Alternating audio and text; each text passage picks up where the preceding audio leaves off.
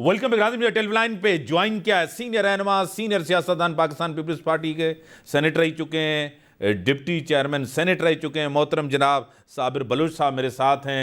मैं आपको वेलकम करता हूं अपने शो में। बड़ी मेहरबानी सर, आप चेयरमैन के डिप्टी चेयरमैन सेनेट भी रह चुके हैं। आपको खुद पता है कि सदर का काम सूबाई इलेक्शन की तारीख देना नहीं होता। नेशनल असेंबली हो तो उसमें तो दी जा सकती। आज आरिफ अलवी साहब ने KPK और पंजाब असेंबली के लिए कहा है कि वहां इलेक्शन होने की तारीख ही दे दी है। क्या कहेंगे? देखो, बात यह है कि इसमें तो ये देखो, ये बातें तो कॉन्स्टिट्यूशन की है। सही। कॉन्स्टिट्यूशन में एक चीज वाजह है कि प्रेसिडेंट के अगर गवर्नर ने अपने दस्तखत से, साइन से, सिग्नेचर से अगर उन्होंने असेंबली को डिसॉल्व कर लिया है तो वो बाउंड है कि वो इलेक्शन की तारीख भी दे। सही। अगर गवर्नर साहब की तरफ से डिसोल्यूशन का कोई ऑर्डर नहीं है तो वो इज नॉट बाउंड, उसके लिए कोई जरूरी नहीं है। अच्छा, लेकिन अब मसला ये है कि now the matter will go to the election commission.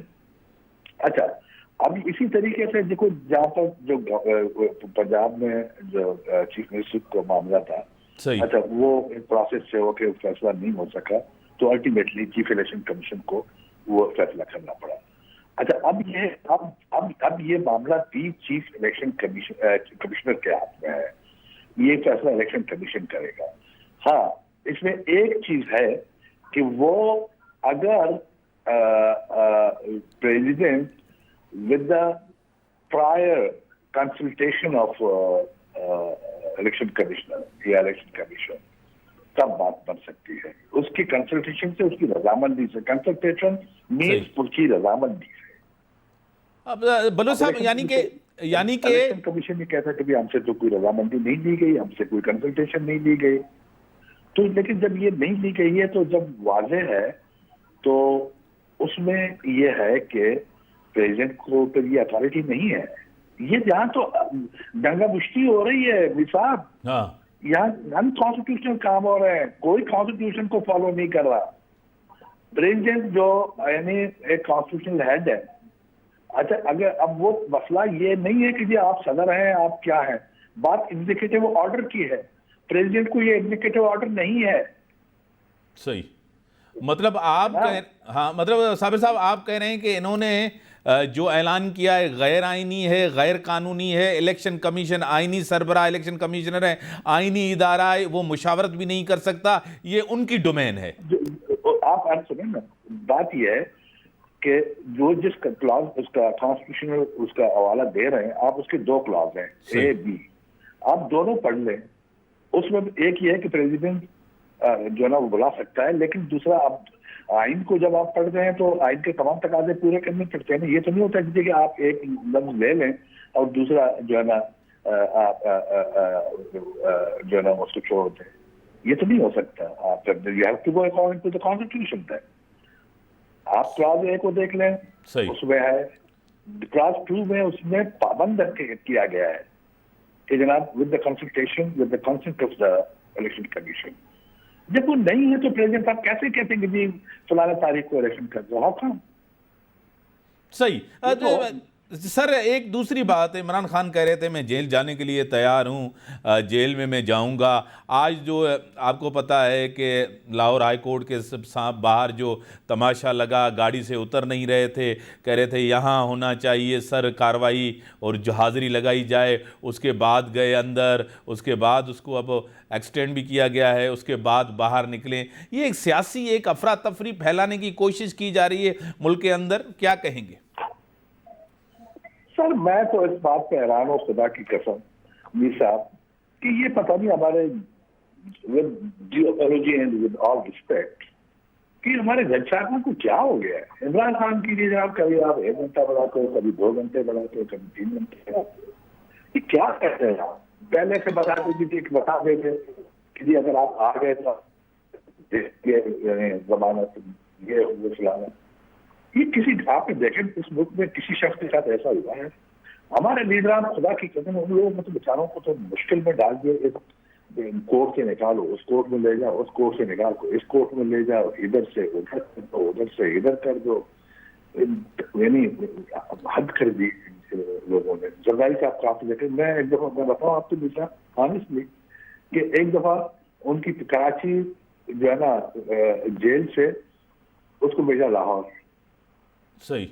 अच्छा सेम डे, हाँ, उसको 2 घंटे जो ना उन लोगों ने एयरपोर्ट से लेके सीधा उसको वो अडियाला, वो क्या नाम है, अडियाला नहीं, वो दूसरा कोट लखपत जेल, कोट लखपत जेल 2 घंटे के बाद वहां से निकाल के कोर्ट ले गए, कोर्ट से फिर उधर ले गए, उधर से उसको फिर लेके सीधा रावलपिंडी पहुंच गया, रावलपिंडी में कोर्ट से उधर से निकाल के उसको फिर वो जेल में ले गए, उसके ये जो क्या नाम है हरियाणा जेल से, हरियाणा जेल पे फिर कैबलपुर ले गए। सही।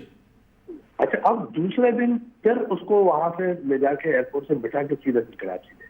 यानी ये ऐसे वाकया 1 दफा नहीं, 2 दफा नहीं, 4 दफा नहीं, 10 दफा 20 दफा हो गया। सही। अच्छा, अब ये उनको भी ये पता नहीं था कि वो शख्स जो है ना उसकी तबीयत भी ठीक नहीं थी जमाने में। अच्छा, लेकिन उन्होंने कभी नहीं कहा, उन्होंने तबीयत की बात की, जाने की बात की, न जाने की बात को जो कहा गया उसने वही कर दिया। And this is the way a leader in a brave man will do. ये एक शख्स डरता है कि कहीं मुझे उधर पकड़ ना ले। अच्छा, सब लोगों को अपने पास जमा कर लेता है।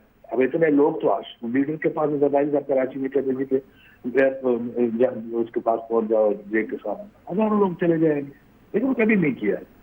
हम लोग कोर्ट जाते थे, वहां पर बाबा क्यों तकलीफ किया, समझे, आके में पेशी करके चला दो, कभी उसने जिक्र नहीं किया। लेकिन ये तो एक तमाशा बनाया इन्होंने, एक बिली गलत मुझे लग रही है, इस शख्स को लीडर बनाया जा रहा है।